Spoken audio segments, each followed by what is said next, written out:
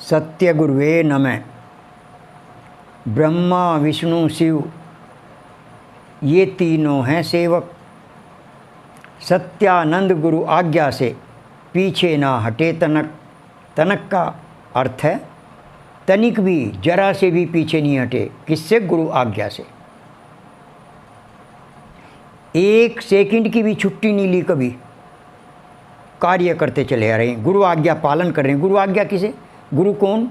परमपिता परमात्मा, पार ब्रह्म परमेश्वर, तुम सबके स्वामी, जो सबका स्वामी है, वो स्वयं में ही गुरु हैं। तो उनके लिए बोल रहा है सेवक, गुरु आज्ञा।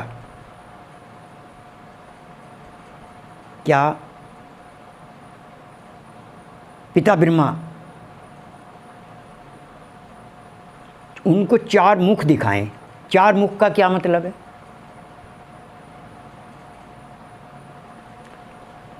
चार हाथ दिखाएं। 4 हाथ का क्या मतलब है? चारों हाथों में वेद लिए हुए हैं।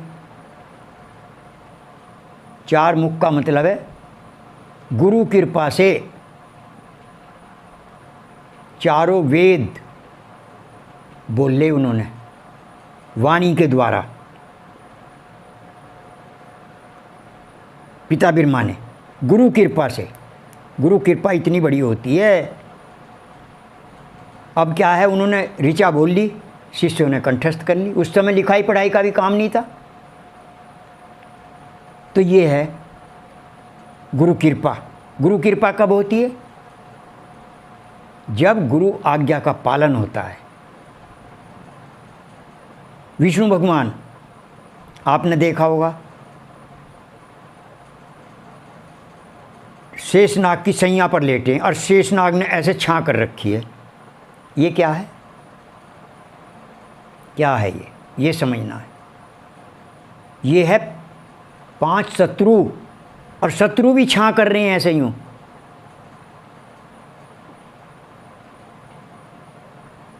काम क्रोध मोह लोभ अहंकार,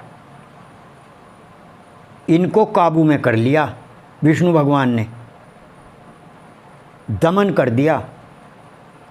तो ये भी ऐसे यूं छां करने लगे, ऐसा पीछे से ऐसे यूं, और वे आराम से लेट रहे हैं।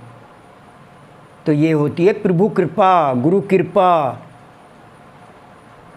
शिव हर समय ध्यान मगन रहते हैं। सांभी मुद्रा लगी हुई होती है ऐसे यूं। ये सांभी मुद्रा है कि कैसे? ऐसे देखो, ये सांभी मुद्रा है। ध्यान साधना के हमारे गुरु हैं शिव जी महाराज। तो आज जरा सी देर, थोड़ी सी देर कोई आंख बंद करके बैठ गया, हाँ मैं भी साधक हो गया। भाई साधना का घर ऊंचा है, साधना का मार्ग ऊंचा है। इस पर निरंतर कार्य करना पड़ेगा, निरंतर, लगातार, तार ना टूट जाए। 24 घंटे में 21,600 सांस आते हैं, एक भी सांस खाली ना चला जाए। वो सुमरन है जो श्री कृष्ण जी महाराज ने भी गीता में कहा, अर्जुन जो निरंतर सुमरन करेगा उसका उद्धार हो जाएगा। 20-30 जगह कहा गीता में, पढ़ लेना। तो ये है। तो जो साधना करता है, ध्यान करता है, गुरु महाराज उसके ऊपर कृपा करते हैं। और ये अपने अपने कार्य में तीनों हैं, बड़े देव हैं। ब्रह्मा विष्णु महेश तीनों बड़े देव हैं। ये कहा भी है, गुरुर् ब्रह्मा गुरुर् विष्णु गुरुर्देवो महेश्वर, गुरुर् साक्षात पर ब्रह्म तस्मै श्री गुरुवे नमः। इसका अर्थ है पिता ब्रह्मा ने भी गुरु की आराधना की, विष्णु भगवान ने भी गुरु की आराधना की, और भोले भंडारी ने भी गुरु की आराधना की, साधना की।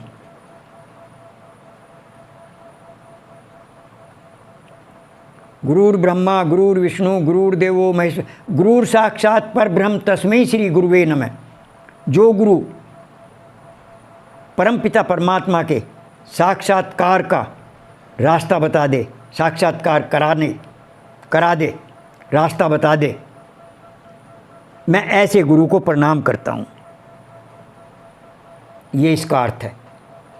गुरुर् ब्रह्मा गुरुर् विष्णु गुरुर्देवो महेश्वर, गुरुर् साक्षात पर ब्रह्म तस्मै श्री गुरुवे नमः। जो परम पिता परमात्मा का साक्षात्कार का मार्ग बता दे, साक्षात्कार करा दे, मैं ऐसे गुरु को प्रणाम करता हूँ। तो ये हैं सब बातें। आज हम देखते हैं शिष्य कम है, गुरु अधिक है। बस गुरु बन बैठे, कुछ नहीं भाई, नहीं। बोलने से गुरु नहीं होते। यदि बोलने वाले गुरु हो जाएं तो बस हो गया। फिर तो हमारे ऋषि क्या करते थे, जितना शिष्य को पढ़ाया उसे क्रिया में उतारते थे। चलो जाओ अब क्रिया में उतारो। क्रिया में उतारने का मतलब इसका अभ्यास करो। जैसे श्री कृष्ण ने कहा, अर्जुन ये योग आदि काल में मैंने सूर्य को दिया था, सूर्य ने अपने लड़के मनु को दिया, मनु ने इक्ष्वाकु को दिया, फिर ये राज ऋषियों में आया, कुछ काल से लुप्त हो गया। तू मेरा प्रिय सखा और पात्र भी है, मैं तुझे बता रहा हूँ, ये गोपनीय विषय, इसे गुप्त रखना। योग अब मान लिया ये पढ़ा दिया, तो चलो जाओ अब इसका अभ्यास करो। अब बैठ के धारणा करो। अब धारणा कौन बताएगा? गुरु। तो हमारे ऋषि पहले जितना पढ़ाया उसका अभ्यास कराते थे। पढ़ने से कुछ नहीं होगा, सुनने से कुछ नहीं होगा, यदि क्रिया में नहीं उतारा। तो हमें अपने ऋषियों की, संतों की, महात्माओं की बात माननी चाहिए। जो संत महात्माओं की, ऋषि मुनियों की बात को मान के चलेगा उसका उद्धार हो जाएगा, वह भवसागर पार हो जाएगा। प्रेम से बोलिए श्री सद्गुरुदेव महाराज की जय।